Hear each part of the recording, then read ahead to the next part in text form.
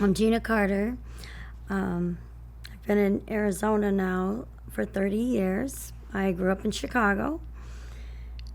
Came from a very dysfunctional family. Nothing, nobody in the family liked the next person, and it was just chaos all the time within the family. Terrible family dynamics.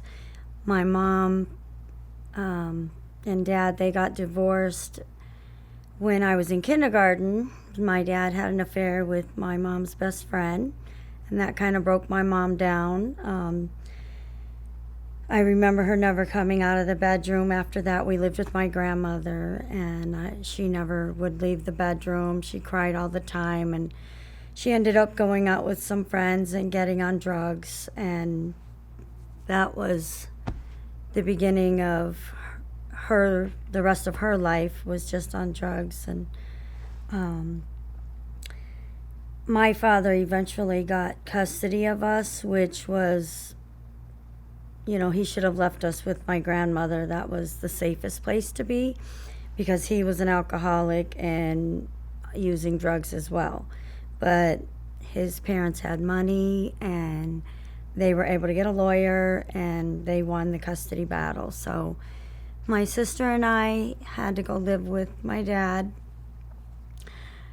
The next several years, that was probably second grade, and until seventh grade, I lived with my father. Dysfunctional. He was never home, always at the bar. I got up every morning. The table was full of beer cans and cigarette butts, and it was just nowhere that we should be, raised. He ended up getting with my mom's best friend. They had a baby. She had 2 kids, so there were 5 kids in the house during those years, and I was the oldest, so I kind of ran the clan. I look back at,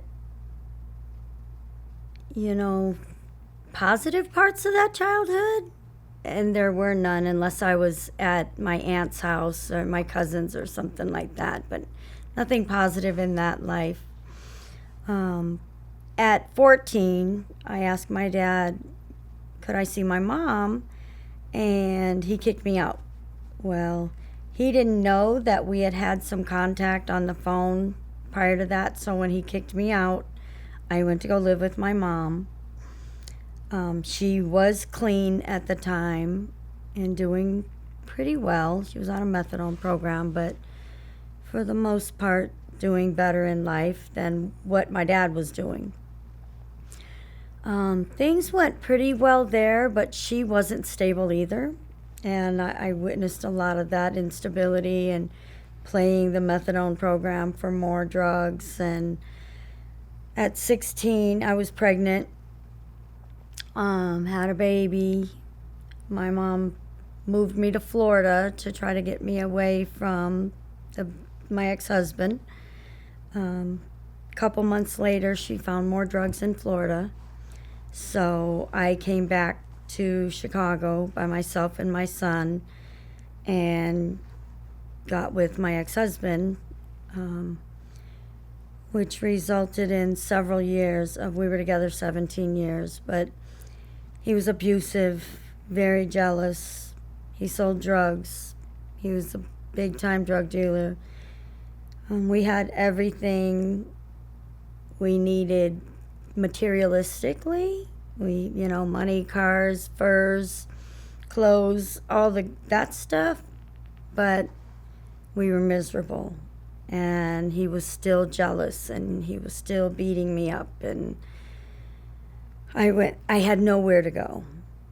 I was trapped with him because my family was so dysfunctional. I just had nowhere. I was just trapped, and 5 kids later,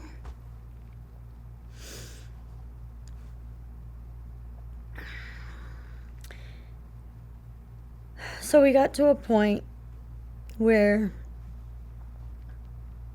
we both knew that life was miserable. He can't keep beating me up, and we can't raise a kids like this. And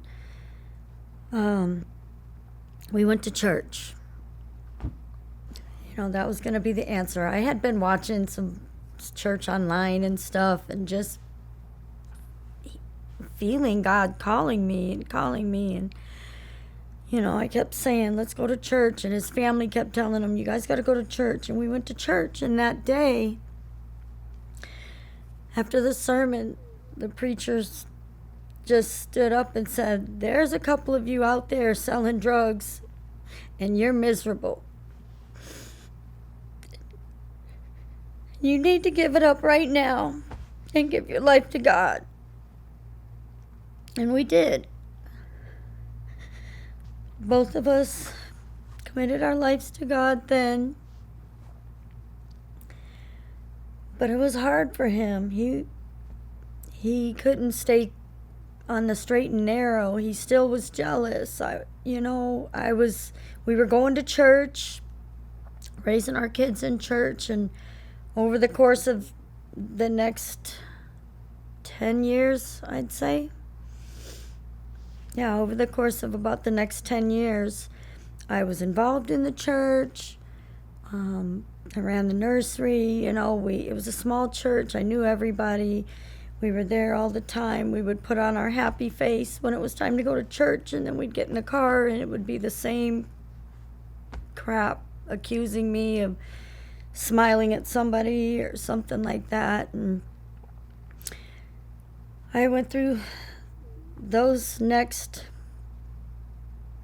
probably 9 years there, because then he ended up getting on drugs. And because we weren't selling anymore, we were doing the right things. He had a job. He ended up getting on drugs, and I felt trapped. I was like, he would go out, he was selling everything we owned. He was selling the kids things, and I felt trapped. And then he robbed a big drug dealer out there and was scared to death, and he was scared for us. So he came home and he said, we got to get out of here. And we packed up and left state, and we came here because my grandmother and my dad lived here. And we moved out here, and I get out here. We moved in our motorhome. I get out here, and it was 3 weeks before he went and found drugs. So I was out here by myself with all my kids, and I was just trying to make it, just trying to make it. And I was going to church from the campground because the motorhome was parked there, and I found a house on my own. I moved into the home with the kids. We had nothing because when we left, we just brought personal belongings. We had nothing for a long time, but we had a home, and God always made a way for me to take care of those kids.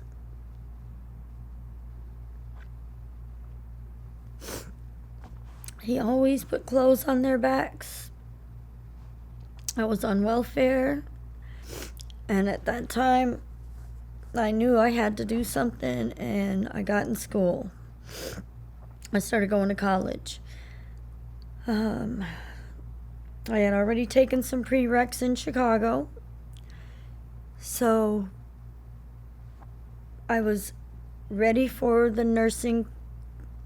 At that time, I was ready for the nursing class when I moved out here. So I immediately just did everything I had to do because I knew I needed to take care of these kids, and I knew I needed to do it fast. So I got in to the nursing classes, and I got through that by myself. He was, he would come in and out of the home telling me he's going to do right, and he'd come and show up, and it would be horrible. My kids just saw some horrible things. He'd be detoxing in my bathroom, and I didn't know. I mean, my kids are saying, Mom, help him. And then my older ones were mad because they were understanding. And I felt like I was in a catch-22, like, what do I do? And then finally he did something that took him to prison. And that was like my saving grace, like just having him finally gone. He got out, and when he got out, I made him go to his own apartment, and you know, he had to prove to me this time, and he was doing really good. I had just graduated. I got my nursing degree. I had just graduated and started working, and I bought a house. And you know, he got a good job, and he promised me, like, we're gonna do this, like, we're on a better path. And I was in the house for a week, and he wanted money to go get high. At that point, I was done. I took off my wedding rings and I handed them to him, and I said, I'm done.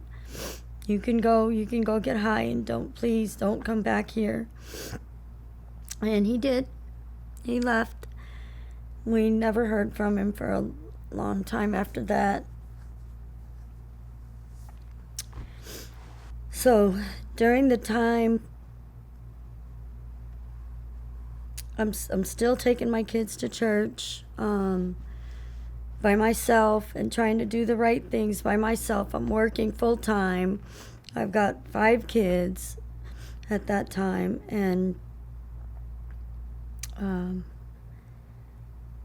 then I meet a guy 5 years later. So I'm doing the right thing for 5 years. I meet a guy, and I made some wrong choices. It was my daughter's dad. He was really nice at first. He was fun to be with. We went out to karaoke a lot. He was just fun after me being just miserable for years. He was so much fun. Well, then one night he comes home and he's got some crack. And I'm determined not to live that life, and I'm not going to do it, and I don't for a long time. And then finally I'm just like, every night I'm in here and all you're doing is getting high, and I tried it.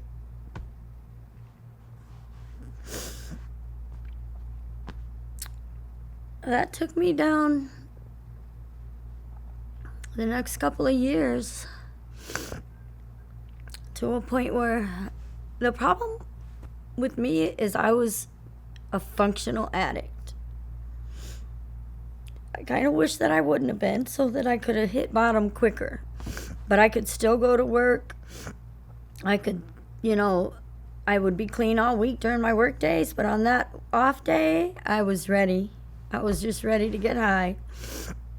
And I still took care of the kids. I was still functional. And for that reason, I think it kept me in it. I thought it was okay because I could still function. And all the drug addicts I had seen in my life couldn't function.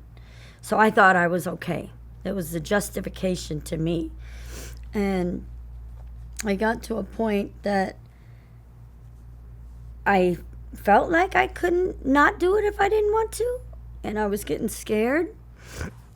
And I got him out of my house. And I end up meeting another guy that introduced me to meth. And I felt it was weird because when I did meth, I could take it or leave it easier than I could crack. So it kept me off crack. So I thought, okay, this is a step down. Like, I don't feel that urgency. By this time I had stopped going to church. When I started doing the drugs, I didn't go to church anymore because I just felt like the biggest hypocrite. But he introduced me to the meth, and again, still functional, and I started being late for work or things like that, oversleeping and being too tired at work, and it was starting to affect my job some. And so I would do more so that I would be more alert, so it just trapped me into doing more and more. I started just selling it so that I could work less shifts and be home more. And I started selling the drugs, and that was a whole new avenue for me because I was good at it. I mean, it even made me not do it as much because I knew that I had to stay on top of it, and I felt like I had to, I couldn't do up all my own drugs. So I knew that because just from my ex-husband's, watching him and stuff. So I knew that I couldn't do that. So I would always make sure it was limited for me. So that kind of slowed me down, but it just got me into the criminal routine, because now I'm selling it, and then I'm selling pills. Next thing you know, I'm doing fraud and, using credit cards and just all kinds of crimes, and I mastered them. That was my next bad for me. I was good at it. Like, over the next 10 years, I stayed in that lifestyle from the beginning to the end. Over the next 10 years, I stayed in that criminal life, doing things that I can't even imagine doing. And I know that God was still with me, because even when I did get in trouble, I got pulled over for driving with someone else's car I was in driving, and it was fictitious tags. And I had credit cards on me. I ended up getting 6 felonies: credit cards, paraphernalia, and some pills. And it was 6 felonies, and I lost my nursing license. At that point, I couldn't work anymore, which after getting out of jail for that, it took a whole year for that case to go through for me to be charged, but I couldn't work. They took my nursing license away, and I couldn't work. So I had nothing else to do but more crime.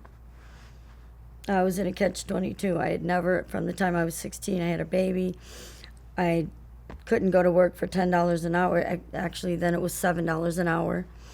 I couldn't do that and raise my kids, so I just went full course with the drugs, and ended up selling lots of drugs and higher weights, and just, I was trapped. It's like the enemy just sucked me up and took advantage of it. And the more I did, the more I wanted to do. I was getting an adrenaline rush from it. Like, I was on top of it, I felt like, and So once you got the 6 felonies, what happened then? so I got 2 years probation and 3 weeks in jail on that. It was supposed to be decreased to misdemeanors if I completed probation, but there was a glitch in that, and they didn't get off of that. They didn't reduce them to felonies or to misdemeanors for me. So for the next 2 years on probation, I continued doing what I was doing. And I was good, like I say, so they never caught me. My new boyfriend at the time was also on probation, but he had violated his. So the police raided my house, and they actually got a drug sale from him. And this is I mean, you guys will think I'm crazy for saying this, but God was right there with me. They got a drug sale from him, and he shouldn't have even been selling the drugs because, they were mine. But he did sneak it and sell them, and they came in from the drug sale, and the officer actually told me to my face, "We know you're not involved in this at all. And, we know we just want to, complete our raid." And they left them in the drawer. And I felt like, okay, now they're trying to set me up to sell the drugs. And of course I did. And they still, nothing. Like, I kind of felt invincible. But then we moved to another location, of course, because I was raided. And he violated his probation again, and they raided me again. And they didn't find anything. And so the next week, they came back and they knocked on my door because he was already gone because they took him to jail. They came back to my door the next week and they said, your neighbors are telling us that you're selling drugs. And we just want to talk about it. Can we talk about it? And I said, sure. And when I said that, a bunch of them rolled up and just bombarded in the house and raided me again. Again, they didn't get anything. They couldn't find it. They came back 2 more times in the same week. And this time I was smart enough to step outside and talk to them, so they didn't come in. But I felt like they had been there 3 times in a week. And once the week before that, they were going to wind up planting something in my house. And it scared me. And they warned me, like, if I come back, if we find anything, I'm taking your kids. So I took the kids out of the house and I packed up and I moved to Vegas. And when I did that, I realized, in my head, that was my escape. My son lived out there. My kids moved with me. My older kids, they were adults, so they helped me financially. And that was my escape to finally quit using drugs, quit selling drugs, quit doing crime. It was my escape to get away. So I moved to Vegas, and I get a job, $7 an hour, which was like a slap in the face. It was like $7.50, but my check was $250, and my first thought was, I can make that in one drug move. What am I doing? And I talked to my son about it, and he's like, Mom, you can't sell drugs forever. I'm like, I know. So they continued to help me financially until I could kind of get on top of things myself. And I felt God calling. And I knew I had to get back in church. And I started going to church and taking the kids to church. And I started volunteering and just trying to get back close with God. It was crazy, though, because I had read a lot of books the first time I gave my life to Christ and on spiritual warfare. So this second time, I was afraid of it, and I prayed and prayed and prayed and prayed a lot, like preparing myself before I went to church because I felt like the enemy would attack me, but I needed to be prepared for it. So I, in my heart, feel like that was my saving grace to changing my life, because right after that, I got fired from the job I had been on for 5 years.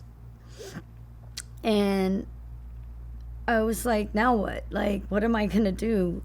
I was on that job. It was stupid, like the reason I got fired. But I felt like it was the enemy's attack. Like, he's like, no, you're not going to church. You're not going back to God. So I get fired, and At this point, like, I'm out there, my kids, I was stable. My kids had already moved back out here to Arizona. So I just told them, I'm like, I got to come back. Like, I don't want to be out here alone now, and I don't want to do it. So I came back. I got a job right away. I was working 3 jobs. Arizona was really weird. I couldn't get anywhere full time. Nothing.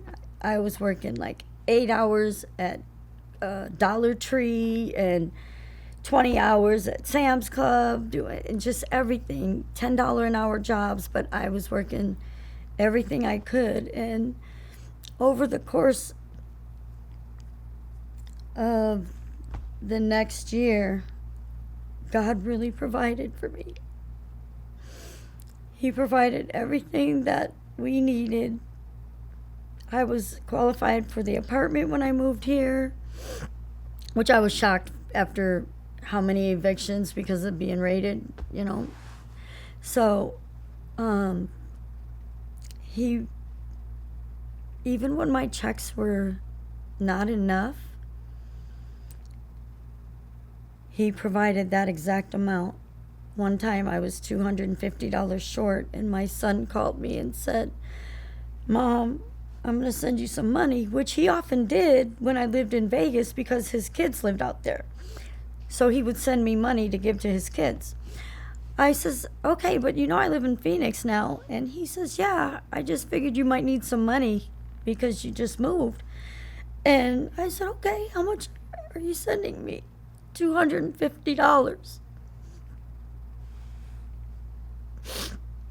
And there was another time when I first paid my first month's rent there.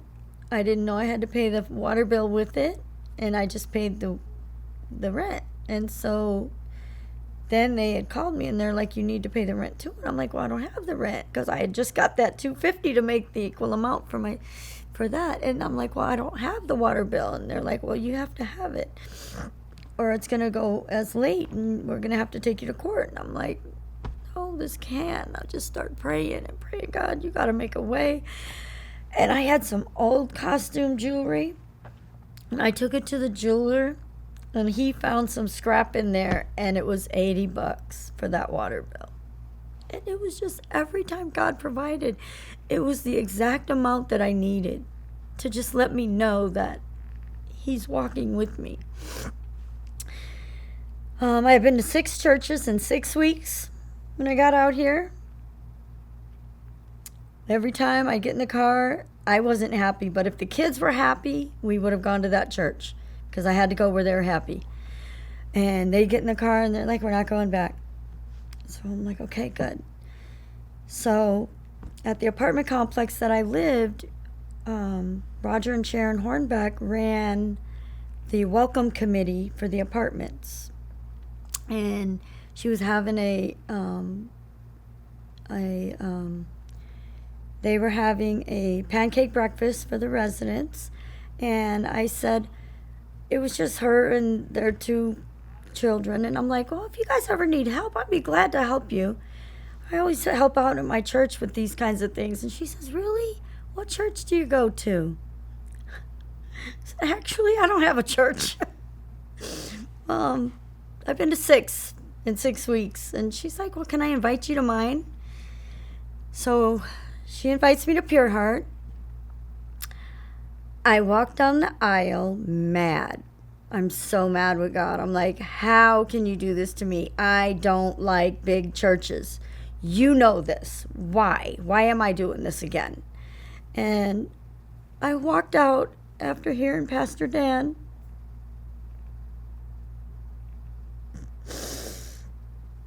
I walked out crying because, again, God had it in control. This is right where I was supposed to be. And I get in the car and I'm praying, God, I should have known you had it in control. But you know the kids have to like it too. And they get in the car. running to the car. Both in youth group, teenagers. They're running to the car. We're never leaving this church.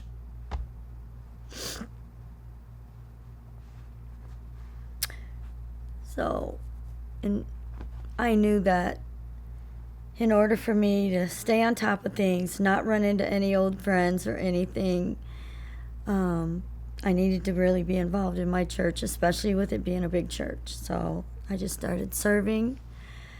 And once I started serving, I just started growing spiritually so much. Like, it was overwhelming, the spiritual growth that was just taken over and the transformation within me. And I felt like I could never do enough for God, But I was doing really good over the next, I was doing really good over the next 5 years. I was leading small groups, running different programs here and volunteering in several different places. And then 2018,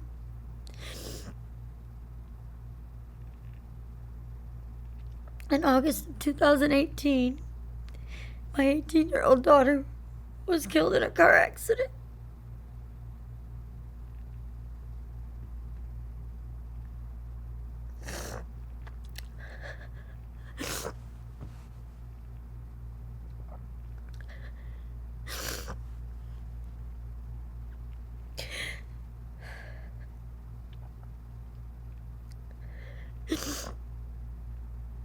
I was so mad with God.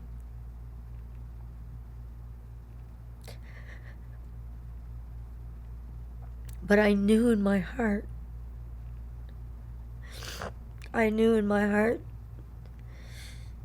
that I was allowed to be mad. And I knew I had to stay close. But I didn't know how.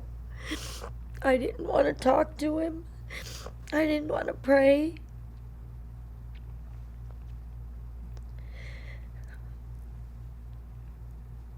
I couldn't function for the first time in my life. I couldn't even function.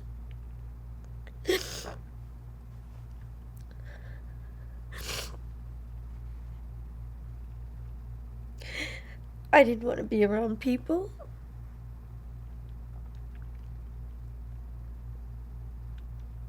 I didn't even want to live.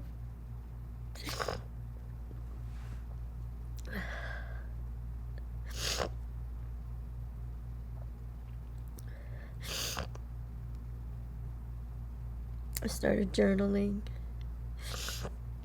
and just trying to write out all my feelings. I would still listen to my Audible Bible, but I found my mind was always on my daughter.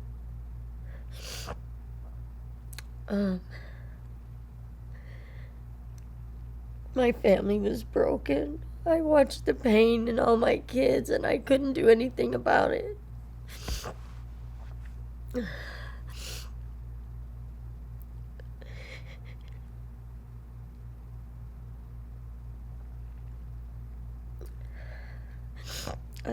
I would listen to worship music, and that seemed to be the only way that I could stay close to God. And I would tell God, I just came right out with it. I'm like, I'm mad, I'm angry, I'm confused. I don't even know what I am, but I know that I need you. So just stay with me and help me, strengthen me. And I just continued to press in. And I told God, I don't have the words to pray, but you know my needs. I don't have the words I don't even know what kind of strength I need, but you do. And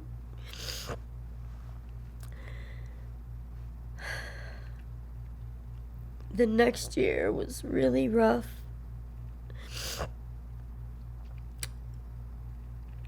It was really rough. It probably took me close to that whole year before I felt like I could genuinely pour my heart out to God again. But I could turn on worship. And then and I told God that too. I said, this is my way. This is my prayer to you, because I can't even pull the words up by myself, but I could turn on worship and feel close to God, because I didn't even feel his presence. I felt so distant. And then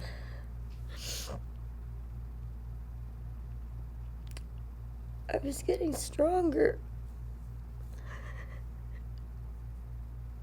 And I thought I was doing good, and I stepped back out into serving. And in November of 2020, my 22-year-old granddaughter was shot to death.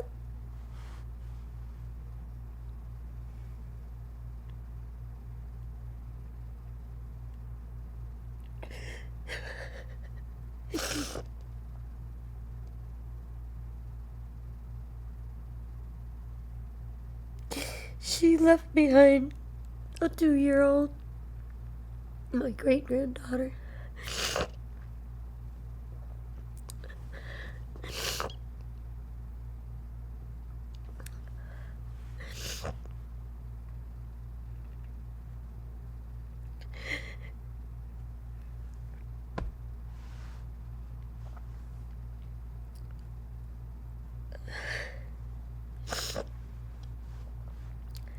This time, I told myself I had to stay strong. Over these last 2 years, I had been really building myself up.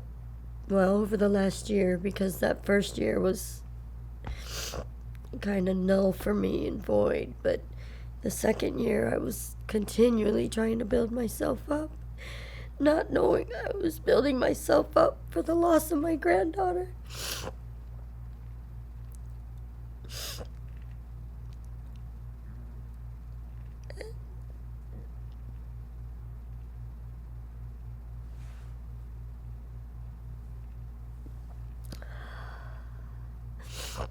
So this time, I was just, God, I can't lose any more of my own life in grief, in severe grief, like unfunctionable. I have to be able to function.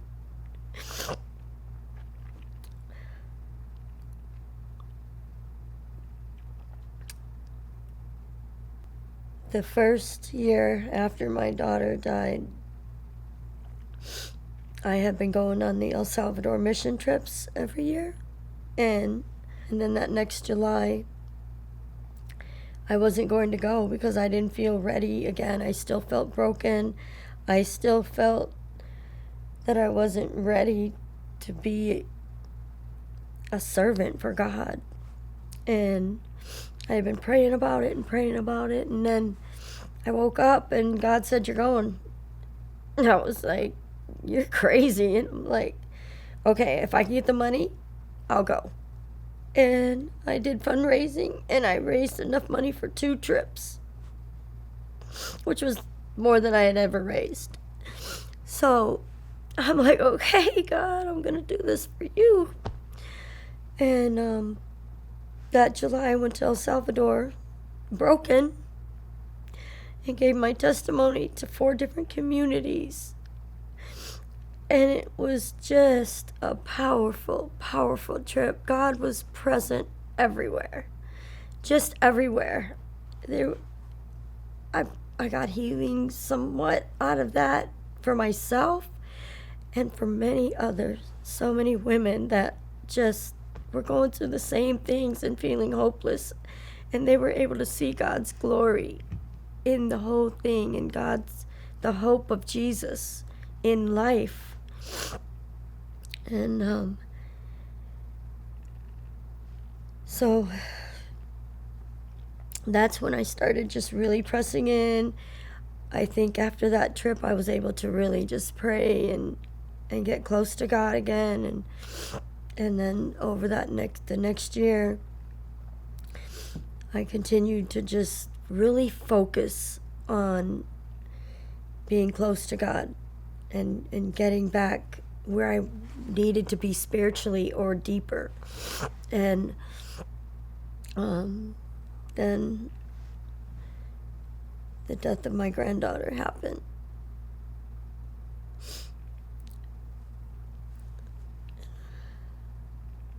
This time,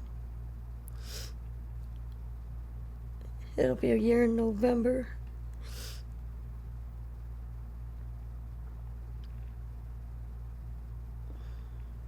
But it's different this time. I'm holding on to God. I'm holding close to God, and I'm not allowing the interference. Of course, I miss both of them. I miss them so much, and I have waves up and down. But I know they're in the best place they could be, and they wouldn't come back if they could. And that helps me, and I stay focused on that thought that I know they wouldn't even come back if I wanted them to. They'd be like, no, sorry, Grammy, no, Mom, I'm staying. And so I try to focus on that and just keep their memories alive in my heart. But I know there's a big difference in my two walks with God. The first time around, before I backslid, and this one, is I didn't have that personal relationship with God the first time. I prayed, I read my Bible. I never really had that interpersonal relationship and just poured my heart out to God. And I did the things I was supposed to do, go to church, serve, work in the nursery, do those things. But until I had a personal relationship with God, I wasn't growing spiritually.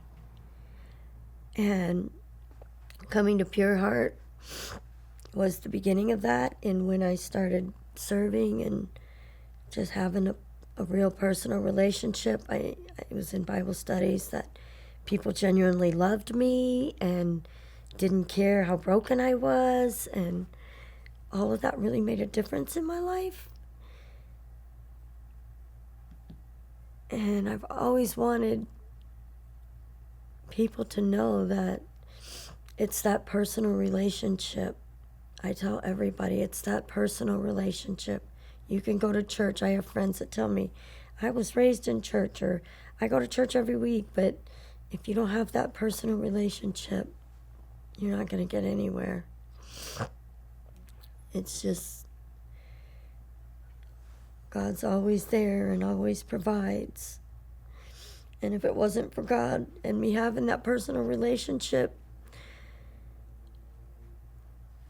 after losing my daughter, I don't know where my life would, I'm sure it would have tunneled back into my old lifestyle, because I didn't want to live. I didn't care anymore. But it was the strength of God and people praying for me when I couldn't even pray for myself that kept me strong and stood me back up and sent me back to work and sent me back to church. It was just prayers and my personal relationship with Him. And His grace to forgive me for being mad.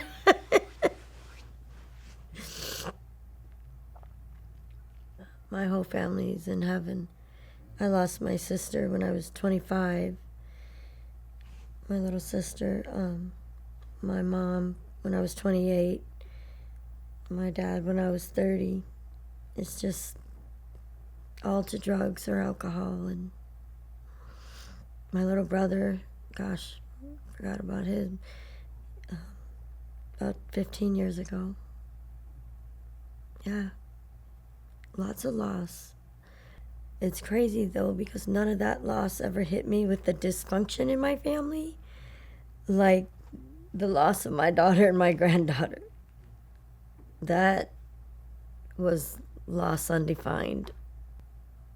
But yeah, I mean, I hope and pray that people see that it's God, it's God's strength. That, I want people to know that no matter what they're going through, no matter what kind of person they are, they can be transformed. There's a transformation process that's that God can do that no one else can do. And even though when you're at your weakest and you feel like you can't, God can do it. So you just got to reach out. You got to reach out and trust Him. But He can get you through it. At your weakest, at your saddest, at your stupidest moments, He's right there.